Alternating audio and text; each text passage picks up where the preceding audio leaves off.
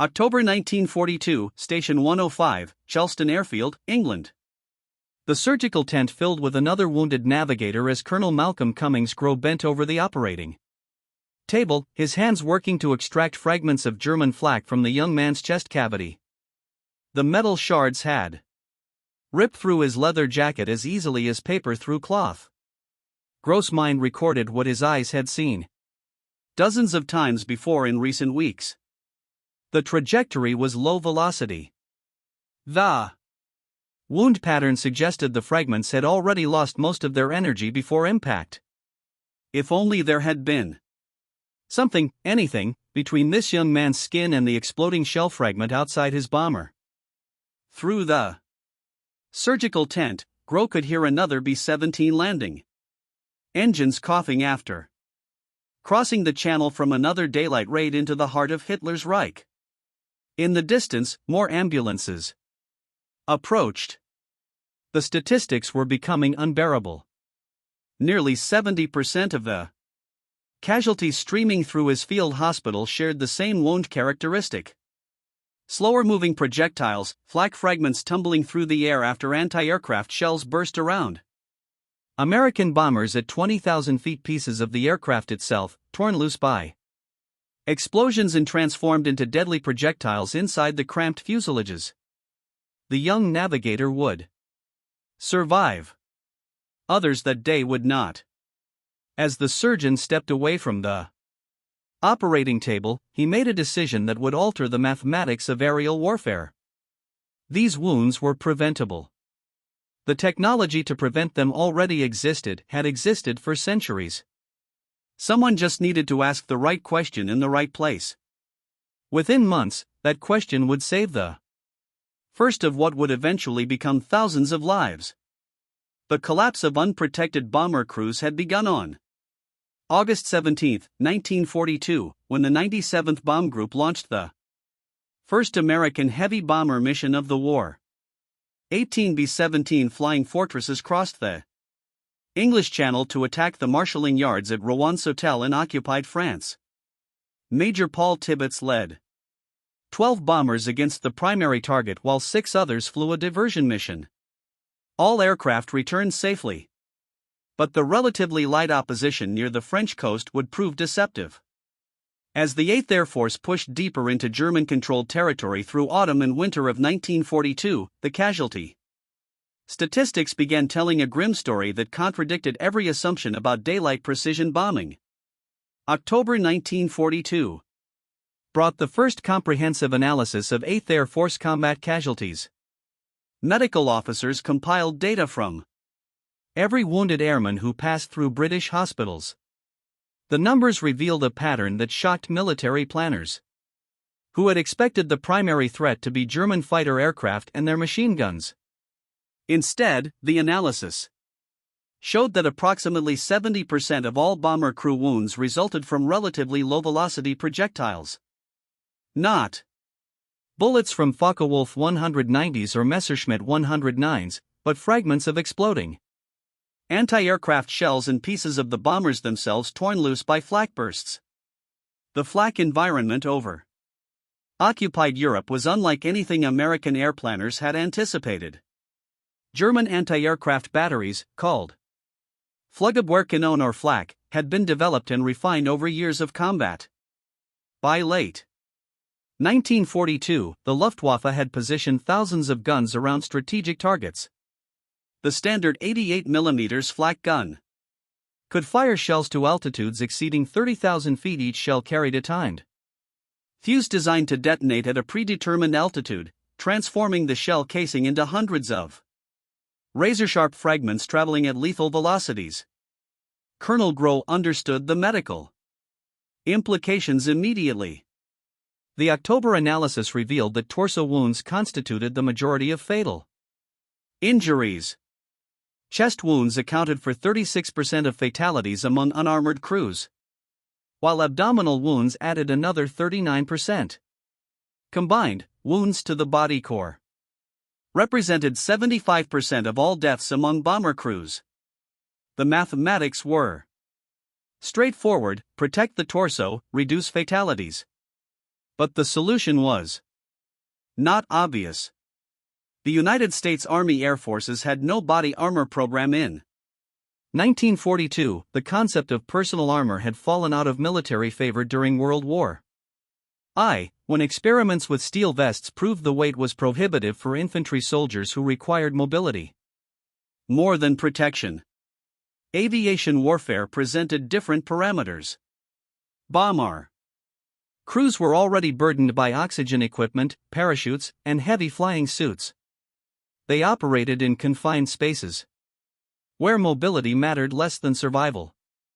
Most critically, they faced a specific threat profile dominated by slower-moving fragments rather than high-velocity bullets. Gross surgical training gave him insight that military planners lacked. He understood wound ballistics, a fragment from a flak shell, after traveling 200 yards from the explosion point to the aircraft, had lost most of its initial velocity.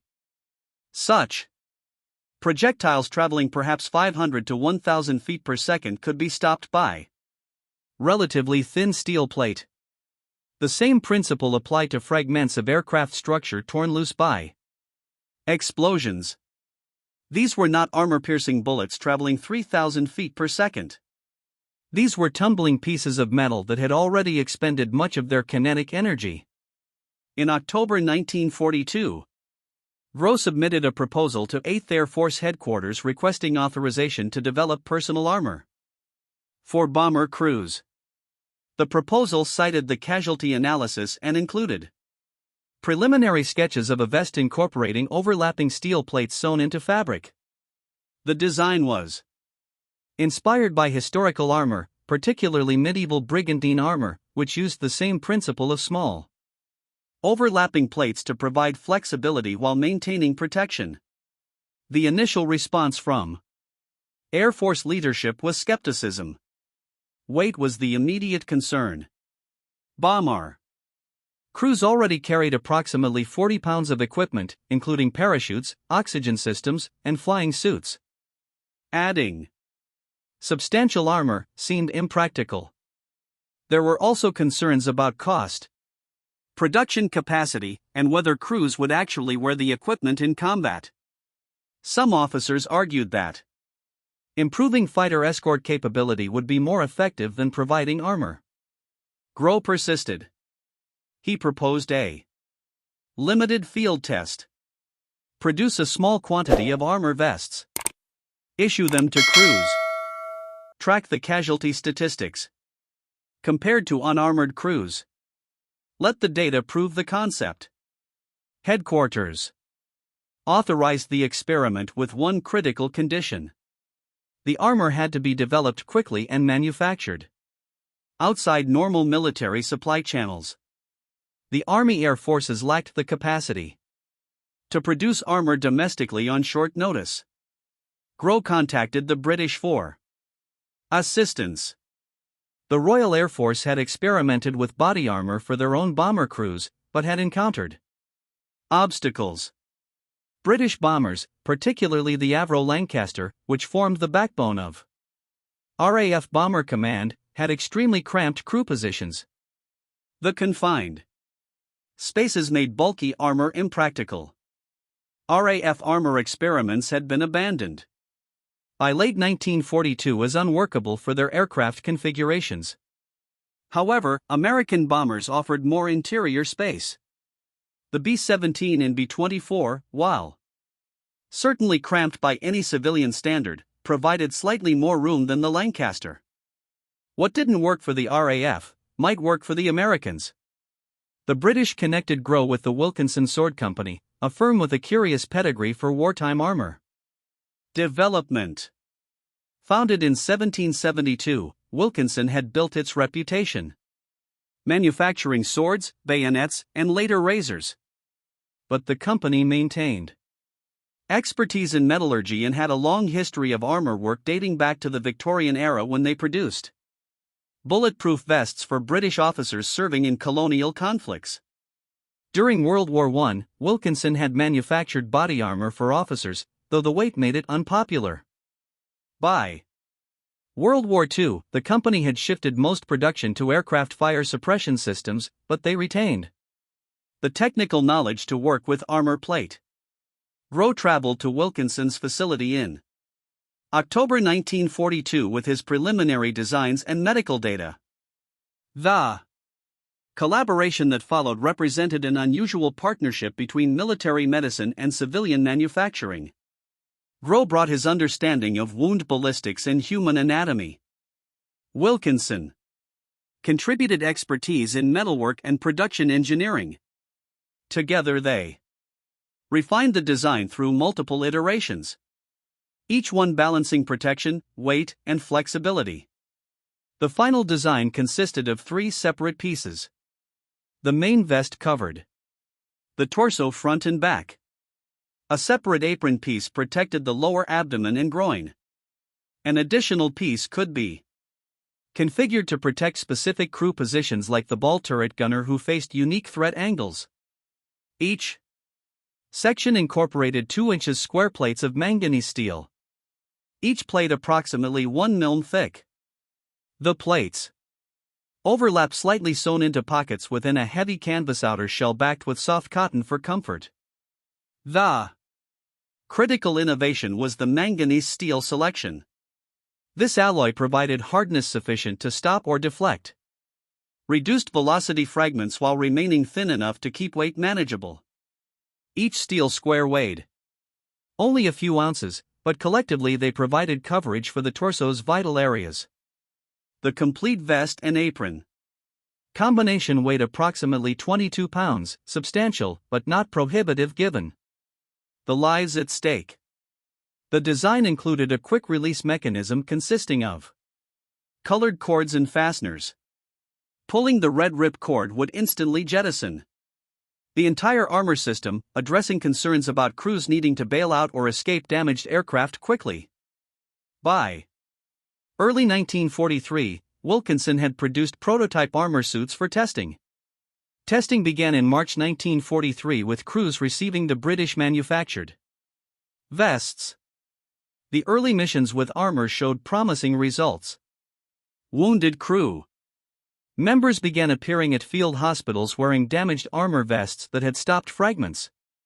Medical officers examined the vests and found flak fragments embedded in steel plates stopped before penetrating completely.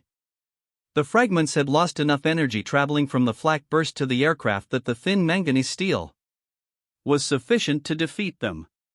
By spring 1943, demand for the armor suits was beginning to grow. Word spread through 8 Air Force bases across England. The British production capacity through Wilkinson's sword could not meet expanding demand. The company's facilities were already committed to other war production priorities. They could produce perhaps 100 armor suits per month, far short of the thousands needed to equip the expanding 8th Air Force bomber fleet. In summer 1943, Colonel Rowe worked to arrange domestic production. The War Department authorized immediate production of American-manufactured armor. The contract was unusual in that it involved collaboration between military arsenals and civilian manufacturers, including the Metropolitan Museum of Art in New York. The museum's armor workshop, staffed by medieval armor experts and skilled craftsmen, became the primary design research facility. These specialists studied historical armor designs, particularly 15th-century brigandine armor, and adapted the principles to modern materials and manufacturing techniques. Stephen Grants, curator of the Metropolitan Museum's Arms and Armor Department, led the research effort. His 1945 article in the Metropolitan Museum of Art Bulletin described the process. The design of armor vest M6, which is the latest standardized flyer's armor, is based on one of the museum's brigandines, dating from about 1400.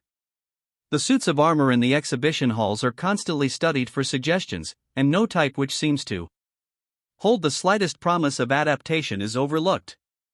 Heavy armor for the military sport of jousting, lighter battle armor, shirts of mail, scale armor, and the quilted Jackets of Renaissance days have all been carefully examined.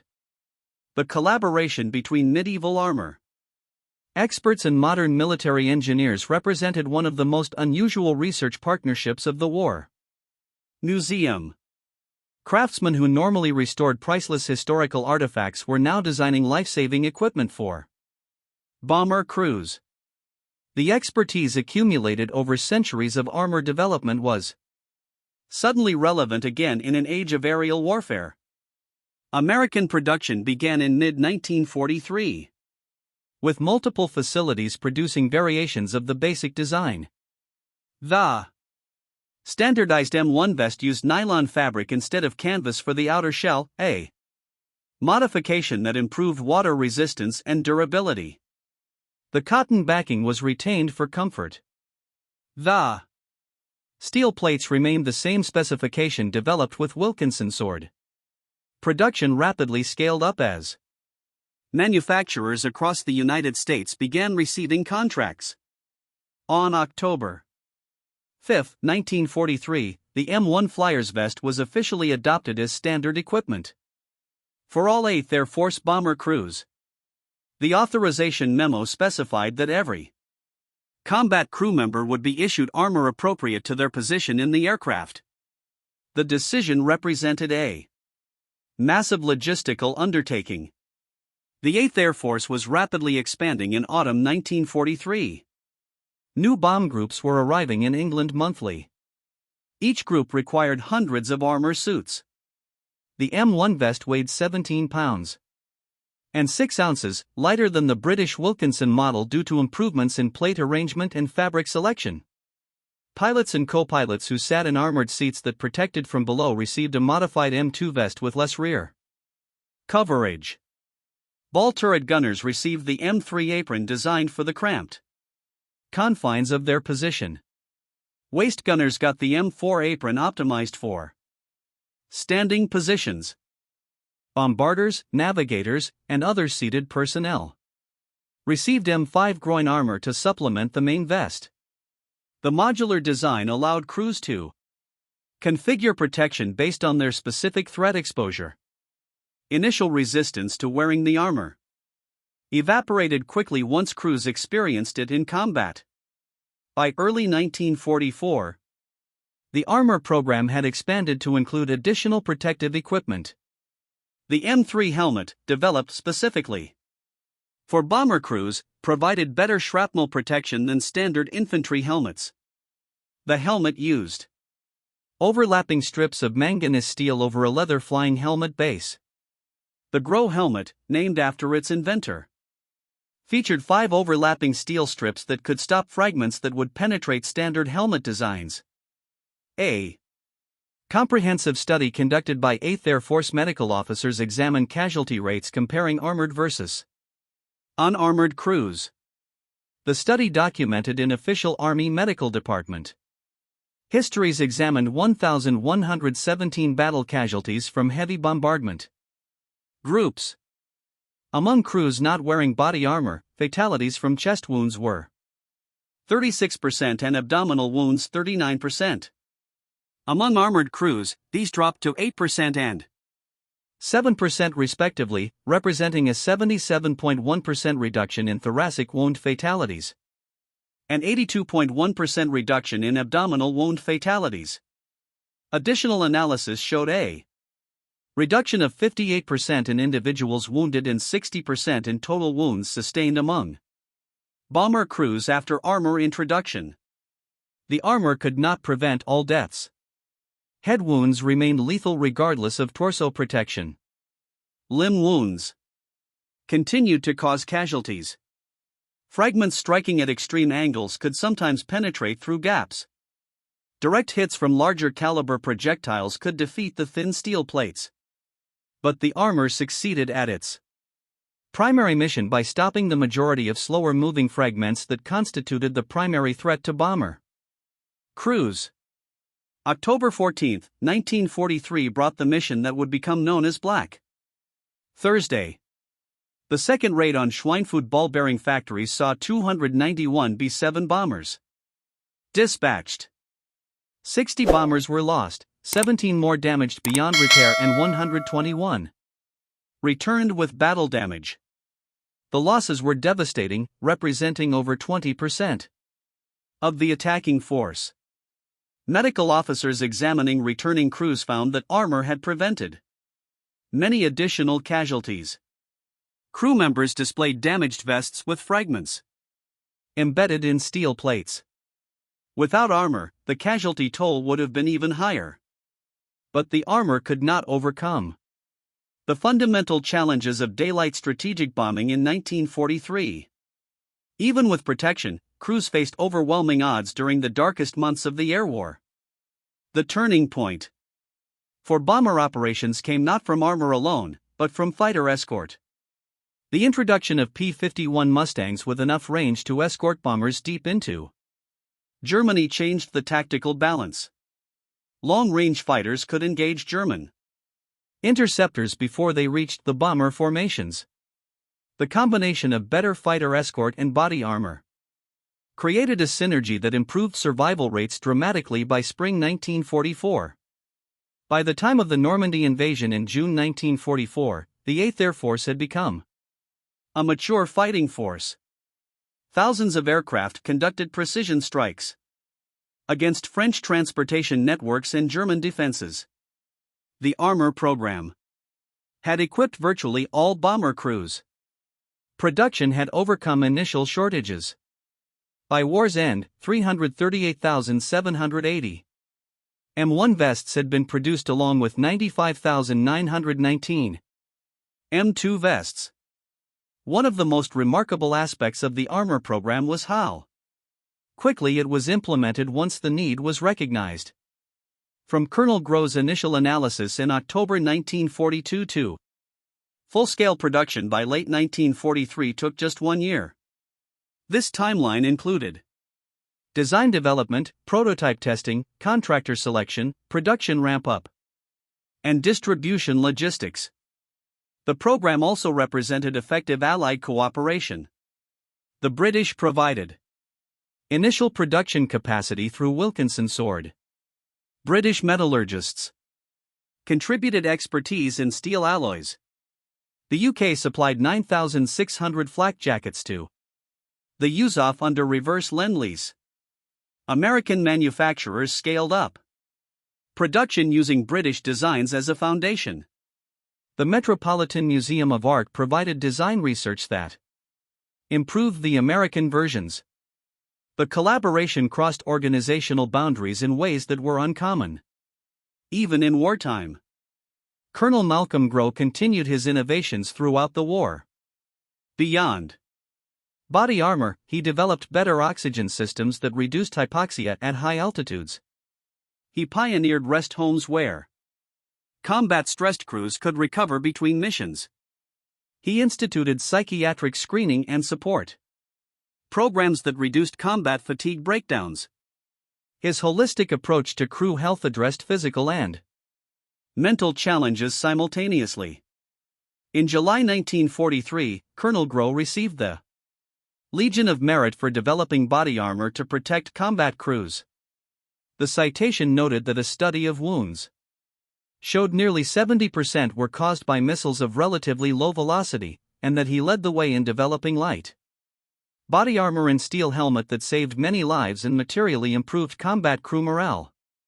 In May 1944, General Grow was awarded the Distinguished Service Medal for developing a device to protect gunners from wind blast, electrically heated clothing, gloves, boots, hand warmers, and casualty bags for wounded, wind and fire-resistant face and neck protectors, and a special combat ration for use on long bombing missions. Frostbite cases decreased and flight efficiency increased. After a study of psychiatric failures in combat, he helped institute rest homes, a new special pass system, and special training for medical officers in tactical units. After the war, Grow was appointed acting air surgeon for the Army Air Forces in 1945 and air surgeon in 1946. When the United States Air Force became an independent service in 1947, the medical service initially remained with the Army. On July 1, 1949, Malcolm Grow became the first Surgeon General of the United States Air Force, serving until November 30, 1949. He retired as a Major General on December 1, 1949. He died on October 20, 1960 at the age of 72, having lived to see the full flowering of the body armor program he initiated. The lessons learned from the World War II armor program influenced Korean War equipment development. The M1952 vest issued to ground troops in Korea used ballistic nylon instead of steel plates, but followed the same modular design principles. Vietnam era. Flak jackets incorporated improved materials but retained the basic concept of flexible armor providing protection against fragments. Modern body armor with ceramic plates and Kevlar fabric represents technological advancement but follows the same fundamental approach that Colonel Grow pioneered in 1942. The legacy of Colonel Malcolm Grow's innovation extends into the present day. Every police officer wearing a bulletproof vest. Every soldier equipped with body armor. Every person whose life has been protected by flexible armor technology owes a debt to the flak vest program of World War II. Modern body armor has evolved technologically far beyond the M1 Flyer's vest, but the conceptual foundation remains unchanged. Today's ceramic plates and Kevlar fabric are more effective than manganese steel squares sewn into canvas, but they serve the same function by providing protection against fragments and projectiles that would otherwise kill or wound. The story of how one surgeon's development of steel vests saved thousands of lives contains no dramatic battlefield heroics. There are no last stands or impossible victories against overwhelming odds. Instead, it's a story of careful observation, data analysis, creative problem solving, and bureaucratic persistence. Colonel Grow saw patterns in the wounds he treated. He connected those patterns to a solution drawn from history. He collaborated with unlikely partners to develop and test that solution. He advocated for adoption despite skepticism. He succeeded because the evidence was undeniable and the need was desperate. The flak vest program demonstrated that technology can save lives even in the most lethal environments if the right problems are identified and addressed systematically. Protection doesn't require perfect invulnerability. It requires adequate protection against the most common threats to reduce casualties to acceptable levels. The M1 Flyer's vest couldn't stop everything, but it didn't need to. It needed to stop most fragments most of the time, and that's exactly what it did. The combined bomber offensive exacted a terrible toll. By war's end, the 8th and 15th Air Forces together suffered over 27,000 killed in action and another 9,000 wounded in action. RAF Bomber Command lost over 55,000 men killed with approximately 18,000 wounded. The scale of the losses underscored the importance of any measure that could improve survival rates. Body armor represented one of the most effective life-saving initiatives of the entire air war, with documented casualty reductions of 60% overall and over 77% for fatal torso wounds. The bomber crews who flew through flak-filled skies over Germany in 1944 had dramatically better odds of survival than those who flew the same missions in 1942. Better fighters helped. Improved tactics helped. But body armor helped more than most people realize because it addressed the most common cause of casualties. Thousands of airmen survived their combat tours and returned home because one surgeon insisted that their wounds were preventable and worked tirelessly to prove it.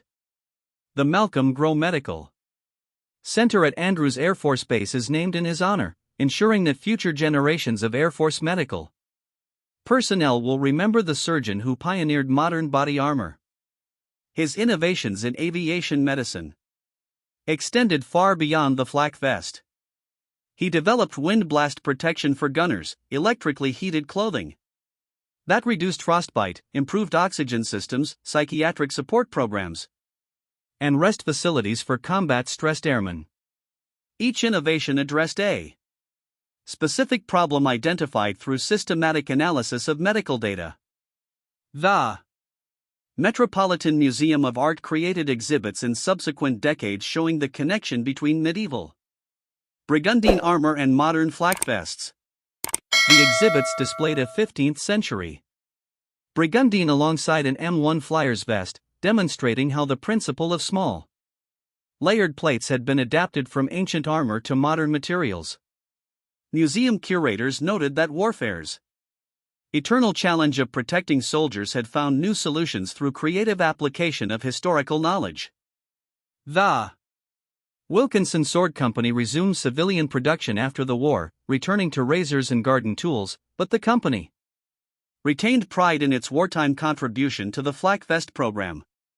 Company histories published in subsequent decades devoted significant space to the collaboration with Colonel Grow and the development of protective equipment that saved thousands of American lives. The story of the flak vest development contains lessons that remain relevant decades later. Innovation often comes from unexpected sources. A surgical officer, not a procurement specialist, identified the problem and proposed the solution. A sword manufacturer, not an armor company, provided initial production capacity. A fine arts museum, not a military research lab, supplied critical design expertise. The program succeeded because it drew on diverse sources of knowledge and capability. The program also demonstrated the value of data-driven decision-making. Colonel Grow's initial proposal rested on solid medical statistics. Testing provided clear evidence of effectiveness. Expansion to full production was justified by casualty reductions in units using armor. At every stage, decisions were based on evidence rather than assumption. This rigorous approach overcame skepticism and bureaucratic resistance. Perhaps most importantly, the program showed that lives could be saved through protective technology even in lethal environments. The conventional wisdom in 1942 held that bomber operations over Germany were simply going to be bloody. High casualties were assumed to be inevitable. Colonel Grow rejected this fatalism. He believed that better protection could reduce casualties even if it couldn't eliminate them entirely. His belief, backed by medical evidence and engineering expertise, proved correct. The flak vest stands as one of the most successful rapid military innovations of World War II. From problem identification in October 1942 to full implementation by late 1943 represents an exceptionally fast timeline for a program that required new equipment design, testing, contract negotiation, production scaling, and distribution logistics. The success resulted from clear evidence of necessity, practical solution design, effective coordination between military and civilian organizations, and steadfast support from Air Force leadership who recognized that safeguarding crews was essential to sustaining the bombing campaign. In the annals of military medicine, Colonel Malcolm Gross' development of body armor for bomber crews represents a triumph of systematic observation and evidence-driven innovation. He observed patterns in the casualties he treated, identified a preventable cause, devised a practical solution, demonstrated its effectiveness through testing, and persevered until it became standard issue. His work established principles that continue protecting military personnel and law enforcement officers today.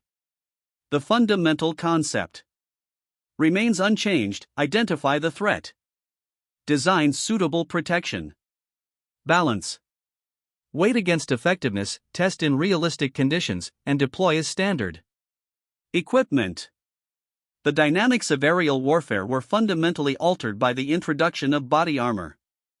Before armor, approximately 36% of crews struck by fragments to the chest perished.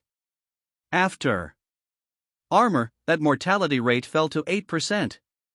The improvement in survivability transformed bomber crew psychology, tactics, and ultimately contributed to the outcome of the air campaign.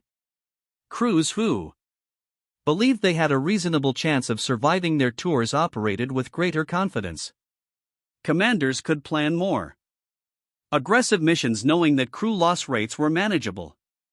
The story serves as a reminder that innovation often emerges from unexpected places, that bureaucratic systems can be navigated when stakes are clear, that collaboration across boundaries produces superior results compared to isolated efforts, and that data-driven decisions yield better outcomes than assumptions. Most importantly, it reminds us that individuals can make a difference that resonates across generations. One surgeon working with a sword company and a museum created a solution that saved thousands of lives and transformed how militaries approach protecting their personnel.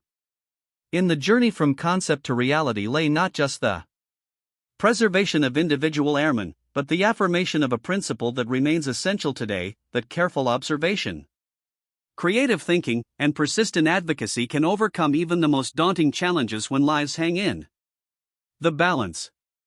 That is the enduring legacy of Colonel Malcolm Gross Flakvest program. A testament to what one determined individual can achieve when armed with data, dedication, and an unwavering commitment to safeguarding those who serve.